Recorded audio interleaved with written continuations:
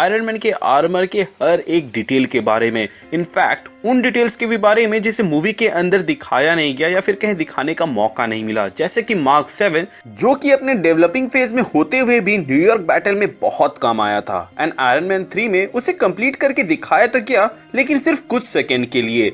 लेकिन क्या आपको मालूम था कि उसके हाथों में एक माइन रिमूवर वाला फीचर था जिसके मदद से वो दूर से ही किसी भी माइन या बॉम्ब को डिसेबल या हैंडल कर सकते थे, बट इस चीज को मूवी में दिखाने का मौका नहीं मिला। आज की वीडियो में हम बात करने वाले हैं आयरन मैन के हर उस सूट को लेकर जिसे टोनी ने बनाया एंड पहना, सिवाय मार्क 50, मार्क 85, क्योंकि इनके ऊपर ऑलरेडी डेडिकेटेड वीडियोस आपको मेरे चैनल पे मिल जाएंगे। प्लस आयरन मैन 3 में हाउस पार्टी प्रोटोकॉल के अंदर जितने भी सूट्स थे, उसके अलावा हल्क बस्टर आर्मर के दोनों वर्जन एंड रेस्क्यू आर्मर के ऊपर वीडियो आने वाली है, तो उन सब को हटाकर जितने भी सूट आप लोगों ने स्क्रीन में देखे हैं उन सब के बारे में मैं आपको आज के इस वीडियो में डिटेल में बताने वाला हूं। इस टॉपिक पर ऑलरेडी बहुत सारे वीडियोस हैं, बट अगर आपको इस वीडियो से कोई भी नया डिटेल पता चले तो इस वीडियो को अपने दोस्तों के साथ शेयर करना ना भूले ताकि ज्यादा से ज्यादा आयरन मैन फैंस तक ये पहुंचे।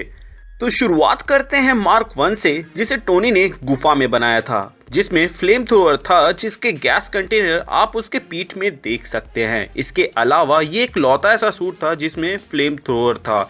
इसके जो जेट बूट्स थे वो मिसाइल्स को यूज करके बनाए गए थे, जिसके वजह से ये भी मिसाइल्स ही की तरह वन टाइम यूज था, जो कि काफी था टोनी को वहां से भगाने के लिए। इसमें मैनुअली ऑपरेट करने लायक एक मिसाइल थी एंड जहां तक मूवी देखने से पता चला है कि अगर इस सूट के ब्लाइंड स्पॉट पे ना मारा जाए तो ये 5.56 mm एंड 7.62 mm कैलिबर के बुलेट्स को सह सकती है, बट उससे ज्यादा कैलिबर वाले ये बर्दाश्त नहीं कर सकती। अब बात करें मार्क 2 की, तो वो एक प्रोटोटाइप आर्मर था जिसमें से मार्क 1 मॉडल के बल्कीनेस को हटाकर इसमें flight system, missiles, heads up display, यानी कि आप ये जो सारी डिटेल्स देखते हैं जो कि टोनी के नजरिए से हमें दिखाया जाता है, उसे ऐड किया गया था। बाय द वे, मैंने आयरन मैन के हेलमेट का भी ब्रेकडाउन किया हुआ है, तो आप उसे भी चेकआउट कर सकते हैं। ये पहला सूट था जिसमें जार्विस इंस्टॉल किया गया था, बट इसमें एक दिक्कत थी, वो ये थी कि ये एक ऊंचाई में जाने के बाद से फ्रीज होने लगती थी, जिसके वजह से टोनी ने इसे और इम्प्रूव किया और मूवी का फाइनल सूट बनाया जो कि था मार्क 3, जिसमें फ्रीजिंग पॉइंट वाला प्रॉब्लम सॉर्ट कर दिया गया था। इसी दौरान टोनी को एहसास होता है कि जिन रिपल्सर्स को टोनी ने फ्लाइट स्टेबलाइजिंग के लिए बनाया था उन्हें वेपन के जैसे यूज किया जा सकता है, जो कि टोनी का क्लासिक ट्रेडमार्क मूव बनता है। इसके अलावा इसी सूट में टोनी ने पहली बार यूनिबीम का यूज किया था, जो कि हमें टोनी भविष्य में कई सारी मूवीज के अंदर यूज करते हुए देखने को मिलते हैं, चाहे वो एज ऑफ अल्ट्रॉन हो या एंड गेम। प्लस ये पहला सूट था जो कि टोनी के classic red and gold colour pattern को फॉलो करता था। इसके बूट्स में प्रोपल्शन लगे हुए थे जिससे वो सुपरसोनिक स्पीड को अचीव कर सकते थे, जो कि हमें मूवी के अंदर भी दिखाया गया था, जहां आयरन मैन के मूवी के इस सीन में वो स्पीड अप करते हैं। आप इस तरह के क्लाउड्स यहाँ पे फॉर्म होते हुए देख सकते हैं। प्लस स्क्रीन में भी डिस्प्ले हो रहा होता है कि वो कितने स्पीड से जा रहे होते हैं। इसके अलावा हम यहाँ पर उन्हें फ्लेयर्स छोड़ते हुए देखते हैं, जो कि बेसिकली हीट डिटेक्टिंग मिसाइल्स को कंफ्यूज एंड नाकाम करने के लिए था। हालांकि इन फ्लेयर्स को अगर किसी के सामने यूज किया जाए तो ये बुलेट्स की तरह भी काम कर सकते हैं और साथ ही बर्न्स भी दे सकते हैं। इसके अलावा इसके शोल्डर्स में 6 बैरल मिनी गन्स थे एंड हाथों में मिनी मिसाइल्स थे।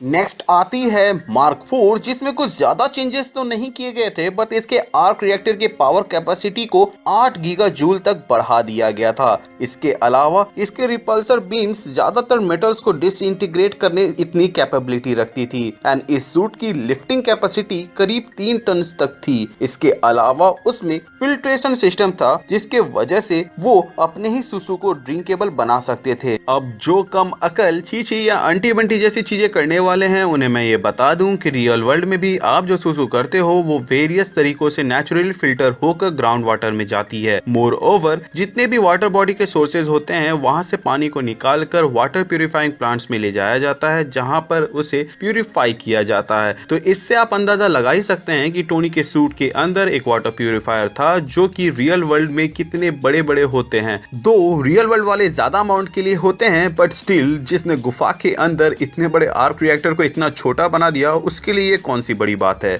इसके बाद हमें आयरन मैन का सबसे फेमस आर्मर में से एक, जिन्हें हम लोगों ने कार्टून और एनिमे में अडॉप्ट होते हुए देखा है, यानी कि सूटकेस या फिर इमरजेंसी आर्मर, जिसे मार्क 5 भी कह सकते हैं, जो कि टोनी को कहीं भी सूट पहनने की छूट देता है, लेकिन उसके लिए एक कीमत चुकानी पड़ती है और वो ये है कि इसे बहुत सारे चीजों में कॉम्प्रोमाइज करना पड़ता है। इस सूट की ड्यूरेबिलिटी पहले के मुकाबले कम होती है। इसके अलावा इसमें मिसाइल्स एंड मिनीगन्स नहीं थे। वेपन्स के नाम पे सिर्फ रिपल्सर और यूनिबीम ही थे। अब आती है मार्क 6, पहला आर्मर था जिसके आउटर आर्क रिएक्टर ट्रायंगुलर था। इसके अलावा नए एलिमेंट के मदद से बनाया गया, जो कि आप कह सकते हो कि एलियन एलिमेंट था, जिसे टोनी ने अर्थ पे सिंथेसाइज किया, क्योंकि इस एलिमेंट को बनाने के प्रोसेस के दौरान हम देखते हैं कि टोनी अपने डैड यानी कि हॉवर्ड स्टार के नोट्स देखते हैं, जिसमें आप देख सकते हैं कि उनके टेसरैक्ट को लेकर रिसर्च को देख रहे होते हैं, प्लस उन्हीं के मॉडल पर काम करके ही उन्होंने उसे बनाया हुआ होता है। तो हम अज्यूम कर सकते हैं कि ये शायद तक वो एलिमेंट हो जो कि स्पेस स्टोन को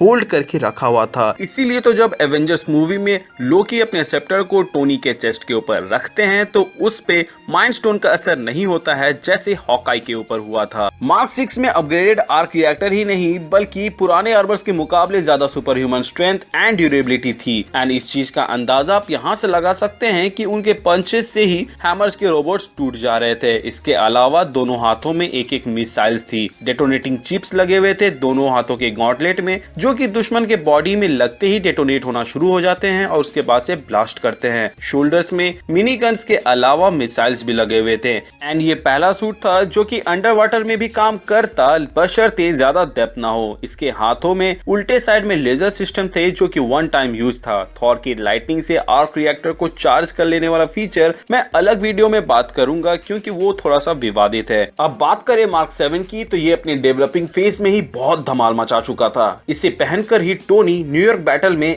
MVP बन गया था। ये सूट टोनी के आर्क रिएक्टर से पावर सप्लाई लेने के अलावा इसका खुद का एक पावर सप्लाई था, जिसके बदौलत वो अपने आप ही उड़ के टोनी के पास जाके उसके आसपास फॉर्म होने लगता है। बट क्योंकि वो डेवलपिंग फेज में था, इसलिए उसके अंदर बहुत ही कम पावर सप्लाई था, जिसके वजह से जब वो लड़ाई कर रहे होते हैं वो बहुत ही जल्दी खत्म हो जाता है। उसके बाद से वो टोनी के आर्क रिएक्टर से पावर लेने लगता है, जिसका रिजल्ट हम लोगों को मूवी के एंड में देखने को मिला था। वैसे ये सूट पोर्टेबिलिटी के मामले में मार्क 5 को बहुत ही पीछे छोड़ देता है। बेसिकली ये मार्क 6 की तरह ही था, बट इसमें कुछ इंप्रूवमेंट्स थे, जैसे कि मार्क 6 4 जगह से मिसाइल्स छोड़ सकता था, जिसमें से 2 उसके कंधे और 2 उसके गॉन्टलेट में थे। बट इसके अलावा टोनी ने अपने लेग्स पे भी मिसाइल्स लगवाए थे, जो कि मार्क 7 में था। एंड क्या आपको मालूम था कि न्यूयॉर्क बैटल में टोनी ने ऑलमोस्ट अपने सारे वेपन्स यूज कर दिए थे। एंड ये चीज आप उसके हेड्स अप डिस्प्ले पे देख सकते हैं, जहाँ पे 6 मिसाइल्स के सेक्शन थे एंड सब 0 था। एंड बाकी सारे वेपन्स की इंफॉर्मेशन भी वहीं पर थे, सिर्फ रिपल्सर्स में आपको 1% दिखाया जा रहा था। एंड इसी 1% में टोनी ने उस न्यूक को स्पेस में जाकर फोड़ा था।